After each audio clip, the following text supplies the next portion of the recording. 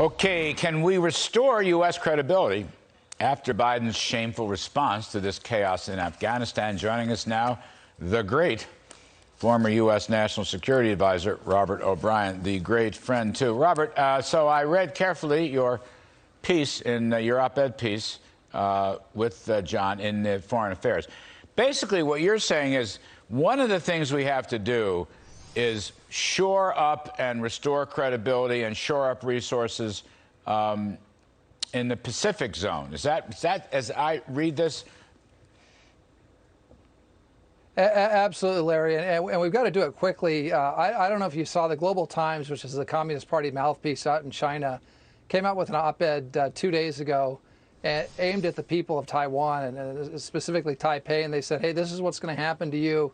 When we come for you, the Americans aren't going to be there. You're going to have to surrender to us, and this is what your city's going to look like. And they were showing photos of what's happening in Kabul. So a real blow to American credibility, leadership. Our partners are nervous. And so that's why John and I got together and said, like, there'll be plenty of time for a blame game and to talk about what went wrong for the Biden administration. But what we want to do is point out some things that America could do, that the administration could do for our country immediately to start restoring credibility to the United States for our friends and allies and partners. So, Robert, in the Indo-Pacific theater, as I guess it's called now, look, you mentioned Taiwan, and you mentioned hastening the sales of a lot of military equipment orders, which is a good idea. Go back to that Global Times thing. The Chinese are really saber-rattling right now. They're making fun of us and the disaster in Afghanistan, and they're kind of saying to people, you can't rely on the Americans anymore, but it has a hard edge aimed at Taiwan, doesn't it, Robert?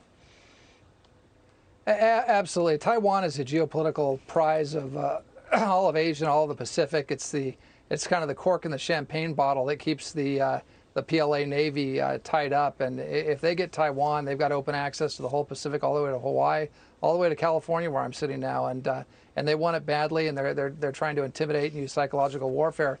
And these photos coming out of Kabul are really terrible. So what John and I said we should do, the Taiwanese have money, and we don't give them foreign aid. They buy military equipment from the U.S., pay cash on the barrel. They've got a lot of orders in place for Patriot missiles, for F-16 upgrades. We need to deliver those armaments to them immediately. We need to speed it up. We need to work with the defense contractors, put them at the head of the customer list. We need to go into DoD stockpiles where we've got extra. Give that to them now and replenish with what they've bought when their equipment comes due. But we need to send a strong message quickly to the Taiwanese that we're with them, but also to the Chinese that we're not walking away from our alliances and our friends and our partners. Do you think, this is a hard question and it's not definitive, but do you think China would actually go after Taiwan, sort of Hong Kong style or whatever? Do you think they'd actually do it, Robert O'Brien? Everyone's talking about it. Well, yeah. Xi says they will. Xi says he's going to, President Xi, or General Secretary Xi says he's going to reunite Taiwan with China, and he's going to do it one way or the other. And I think oftentimes we're a little conceited in the West and in America. We don't listen to these dictators and authoritarians. We don't believe what they say. I think we need to be very careful and listen to what he says. He's running major military operations all the time. They're spending a fortune to build up their military. One of the things that we've said, one of the reasons President Trump wanted to get out of Afghanistan, of course, not in this way, for sure, by any means, but we wanted to pivot back to the Pacific. And we need to take some of these troops, and President Biden has said that as well. We need to take some of these troops that were in Afghanistan, and we need to move them to Guam, to Okinawa, to Robertson Barracks in Australia, to the state of Hawaii, to the state of Alaska, to American territories in the Pacific, and actually show that we mean what we say, that it wasn't just a talking point, but we're actually moving these combat-hardened veterans that have gained all this experience in Afghanistan.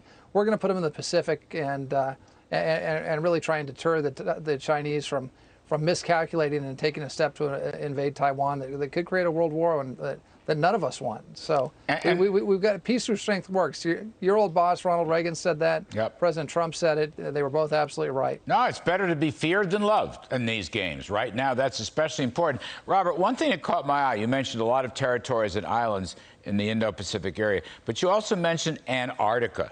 Antarctica, can you just give us 30 seconds on the Antarctica story?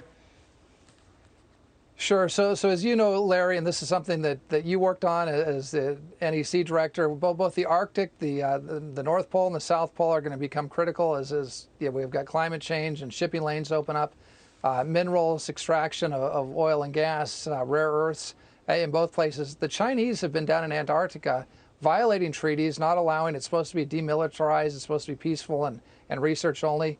The only way we can get down there is with an icebreaker called the Polar Star. We've only got one left, a heavy icebreaker. It has to come all the way from Seattle once a year, travel all the way to Antarctica to break the ice to get to our research station and do the work that needs to be done down there. What we're suggesting is moving that to Hobart in Tasmania or to Sydney, cut out the travel back and forth. Great place for the Coast Guard families to live. The Australians would burden share and pay for part of that.